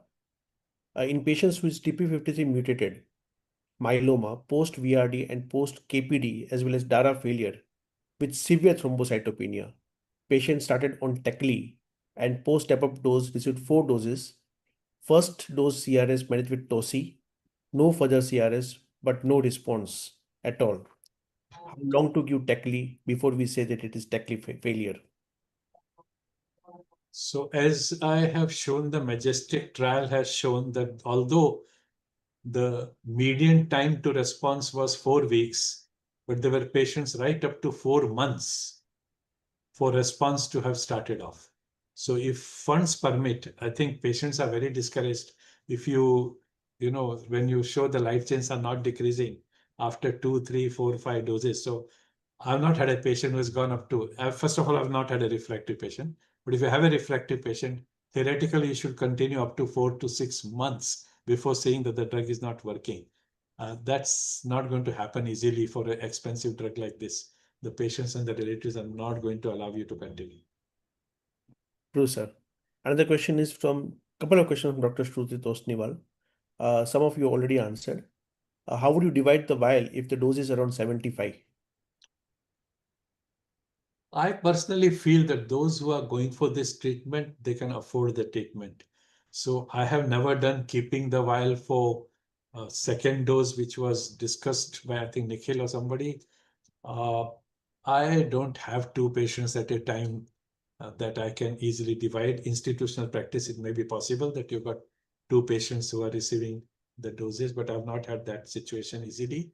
We've done that for L. asparaginase very often because sometimes you have pediatric ALLs together. So if there is a financial constraint, I don't advise them Teclistamab, as simple as that. It's not a treatment which is meant for middle class or even upper middle class. It's only for the high-fi patients. True, sir. And many have asked about the antimicrobial prophylaxis you give when patient is on Tecli. So every patient is on acyclovir. My patients are also on fluconazole. Every patient is on Bactrim DS. And my patients, I say this, my patients, because that's not mentioned in the literature, is on one antibiotic. I used to use levofloxacin for first 2 months. Now I use a cephalosporin for 2 months with the failure of levofloxacin in patients. So yes, 4 drugs virtually, one antibacterial, one anti-PJP, one antiviral, and I use antifungal also because so much of steroid we are giving. Thank you, sir. Regarding the IVIG dose and the frequency in your patients? 400 mg per kg once in 4 weeks. And do you do CMV monitoring in every patient? And any prophylaxis of letermovir in your patients? I have not done either of the two, but I today learned that probably we should do this. I will start monitoring at least. Let's see whether I will end up into giving prophylaxis. Thank you, sir. One question has come from Dr. Rohan Haldar. How common do you see refractoriness of the disease after Tecli exposure? So beginner's luck, as I mentioned in my talk, I have 7 patients. 4 were myeloma, 1 was light chain deposition, 1 was amyloid, 1 was poems. Beginner's luck, I think. I have not had refractory cases, but you just heard from Vipul refractory cases. You heard from Nikhil refractory cases. So bound to happen when you have large number of patients. The overall success has been 60%, isn't it? In all the studies, Majestic, extended Majestic, real world, everything was around 60, 60, 60, 60. So that means, and all those studies where the primary resistance was shown to be, and now studies were done with 30%, 35%. So every third patient is probably refractory. Thank you, sir. One, Dr. Bilal has got very philosophical question actually. He says that when you use prophylactic tocilizumab to prevent CRS, tocilizumab as it is the IL-6 receptor blocker. So if we give prophylactic tocilizumab, it will increase the free IL-6 levels and which can cross the blood-brain barrier and cause ICANS, more of ICANS. Is it true, sir? So I don't have a knowledge or answer to this question. I'll check up. But all the talks that I've attended and the videos that I have listened to, and we've had a lot of interaction with Mohan Mira for management of our patients.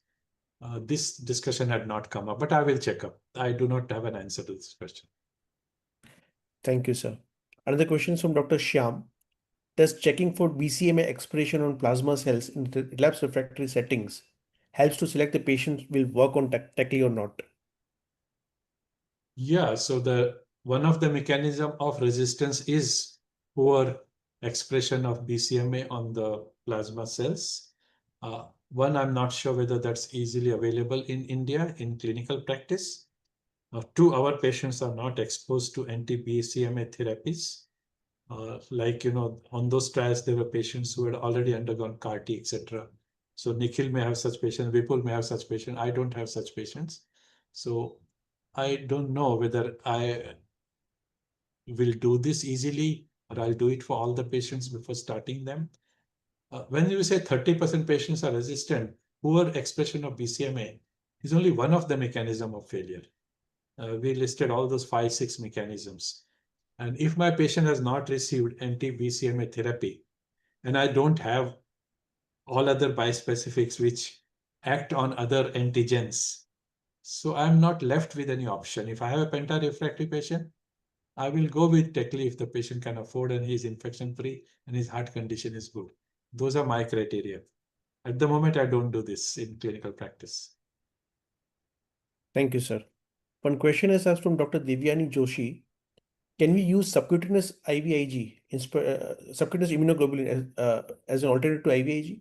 Of course, you got the sponsor of this symposium who brought that and has made life very easy. Sure. Intas has this product from quite some time. What, 3-4 years, Manoj? Yeah, 3-4 years. So of course you can. Isn't the Darzalex subcutaneous made the life so easy of all of us? Who uses IV Darzalex today? So same thing, IV gamma. When you say IVIG, it's the traditional terminology, but you're using IVIG subcutaneously. True, sir. Question has come from Dr. Babita Sodhi for Dr. Nikhil. You said that the drug has to be stopped the moment the patient achieves CR. But then what is the scope of getting relapse in such patients? So I think that's a great question. So if we go by the FDA recommendations, only after 6 months, they recommend switching to once and 2 weekly dosage. But in an Indian setting, by virtue of the cost and also the high risk of infections, that becomes very, very difficult. And even among many international experts, whomever we have consulted when we have had problems with Teclistamab, the overall consensus is early de-escalation. Now, coming to the question of what is the chance of a relapse. So it's in a way something like stopping a TKI in CML. They require very, very close monitoring, at least every month, serum protein electrophoresis and light chain assay. And the moment we see a spike, they have to be reintroduced on the treatment. Now, having said that, there are trials like Limitech trial, which are enrolling patients, and they have tried stopping Teclistamab after 9 months to 1 year of treatment. And the early results show that even once Teclistamab is stopped, on an average, 6 to 9 months or more, patients continue to have a stringent CR or MRD negative status. So I think if indefinite continuation is not possible either by virtue of infections or a purely cost factor, once we have more data, probably we will be able to stop the treatment and monitor them closely, something very similar to what we do for CML patients for whom we try TKI discontinuation. Thank you. I would like to put a remark here. In India, you will generate a massive data on this front because of the reasons that Nikhil just mentioned. So Uday will be very soon ready with what happened to majority of the patients who discontinued their treatment for one reason, second reason. I only hope those patients have followed up with their consultants regularly. So data is there. True. And Dr. Nikhil, you had another questions? I think sir has already answered most of the questions. I just have only one question, sir. In patients who have an extensive disease burden, do you take them for Teclistamab upfront or do you give them any debulking treatment before considering for Teclistamab? So Nikhil, how do I debulk them? The worst patient was that one which was just mentioned by Dr. Vinay Bohra. So this patient relapsed after autologous transplant in 1 year. And as he mentioned, she came with a big mass in the right thigh.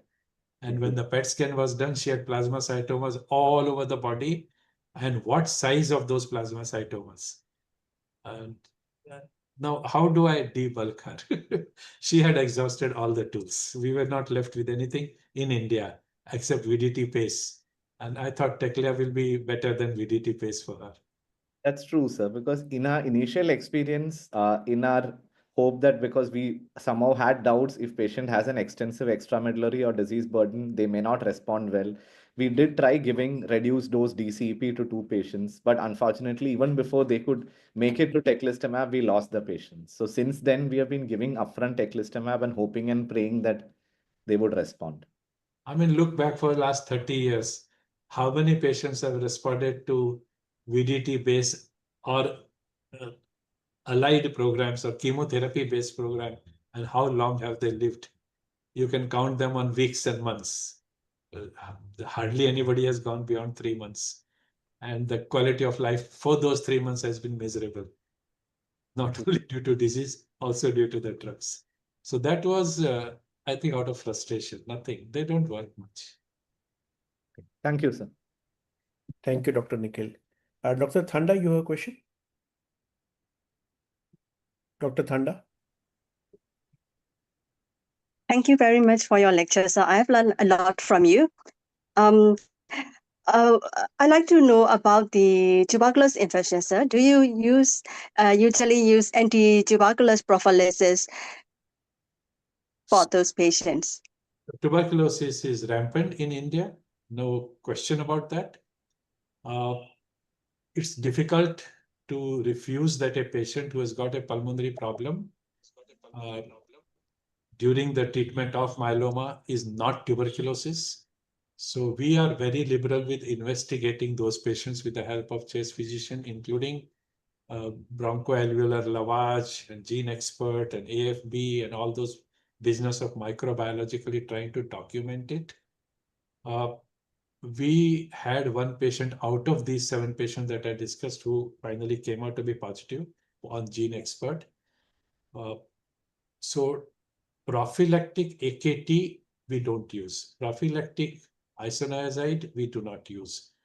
That we don't do in any hematological patient because in past, I remember when I was 30-year-old and all, we used to go with Mantoux test and we used to give Isonex prophylaxis to all the patients who will be on steroids, etc. But it only gives you resistant infection. So we do not give any prophylactic isoniazid or AKT to any patient, and we don't start tuberculosis treatment on presumption. So these patients undergo then aggressive investigation, including bronchoscopy, BAL, gene expert, AFB. And if it is documented mycobacterial, then we do it.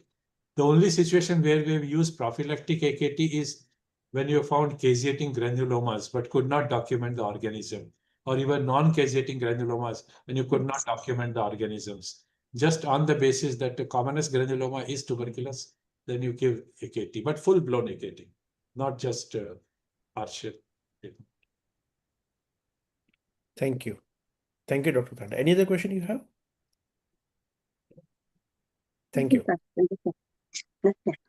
One question is to Dr. Raghavendra Rajesh Barkar. How do you monitor for unknown viral infections when the patient is on Tecli? So we have now these biofires, respiratory biofire, stool biofire, all these kind of things. They give you some, I think, 30 viruses screening, so much so that many of them probably don't have an effective treatment also. So we use the biofire. It's a PCR-based test, which is now widely available in all the hospitals. Thank you, sir. One question is from Dr. Nikhil. In your patient, what you described, do you think that CMV reactivation was more so because of high-dose steroid or tocilizumab rather than the teclistamab or primary teclistamab resistant related?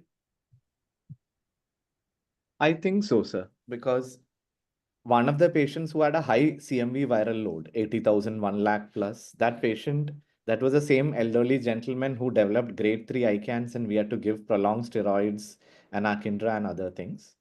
And the other patients, because we have had this experience of a CMV reactivation, whom we have monitored, it has been in a few thousands, not more than 10, 20,000, which was probably an incidental detection. So I think, yes, definitely more than the drug, the steroids, which is given as a pre-medication, and also the profound immunosuppression these patients have also play a part. But the million-dollar question is, when and how should we treat these patients? Because very often at a very low viral loads, we have not treated these patients. And when we treat them with ganciclovir or Valgan, we end up having profound cytopenias and end up delaying the teclistamab dose. So that becomes a very tricky situation. Thank you, Dr. Nikhil. Dr. Vipul, you have a question? Dr. Vipul Sheth. Yeah, I just have one question for sir. So sometimes in myeloma, we see patients they achieve CR at least by abandoned free light chain and probably even flu, MRD negative, but they still continue to have immunoparesis that they had initially at the time of diagnosis. Is it independently prognostic, or is it not prognostic, or it just takes time to recover from immunoparesis? Yeah, so when we started using DARA, we faced this problem left and right. Every patient has got severe hypogammaglobulinemia, IgA, IgM, IgG levels have been so low, and they persist. After stopping DARA, they persist for very, very long time. I used to be very scared, but I have not used prophylactic IVIG in these patients on DARA, and they have not had infections. So that is my experience of low immunoglobulins without causing clinical issue after DARA. In Tecli, it is just the opposite, that you give it irrespective of the levels also. So we don't even bother to do the levels today. We give it to everybody. Per se, due to, and of course, what happens after transplants, etc., I may not know because I'm not a transplanter. So those patients, I do not know about their immunoglobulin levels. Non-DARA patients, not that we have commonly done it, but when we do electrophoresis and you find that the gamma zone is very poor, then sometimes you do the IgG levels and see, or patients got infection, then you do the IgG level. Otherwise, we don't practice doing IgG levels very commonly in non-DARA patients. That's the only thing I can mention. Thank But you. for infection point of view, fine, but is it prognostic for the myeloma itself? No, right? So it was always mentioned that those patients who have low levels of normal immunoglobulin, um, they have poor outcome. So it exists in the literature. No personal experience. I have not worked on that. I have not gone much with that as far as the prognosticating patients are concerned, but it is there in the literature. Thank you. Dr. Vipul, any other question? Fine. No, thank you very much. Thank you so much. And I think I've finished all the questions from the chat box. And you have been continuously speaking since last 2 hours and educating us. That is fantastic, sir. And we have learned a lot from you. And I also thank all our discussants to participate in this webinar today. And very, very many thanks to Agrawal sir, for educating so crystal clear lecture. And the whole lecture goes directly into our brain. And that's the beauty of Dr. M.B. Agrawal sir's lecture. Thanks a lot. And now I hand over to Dr. Manoj Kumar for the final vote of thanks. No, I just wanted to thank Professor Dr. M.B. Agarwal, sir. I mean, 2 hours engaged all of us. And I guess that's the hallmark of a great personality and a great hematologist and a great clinician. So thank you so very much, sir. And Dr. Amit, thank you to you also for coordinating it so well. All the panelists, all the discussants, all of you were lovely. Happy Father's Day once again, and thank you very much. Thanks a lot. Bye. Thank you, sir. Thank Thank you. you. Thank you.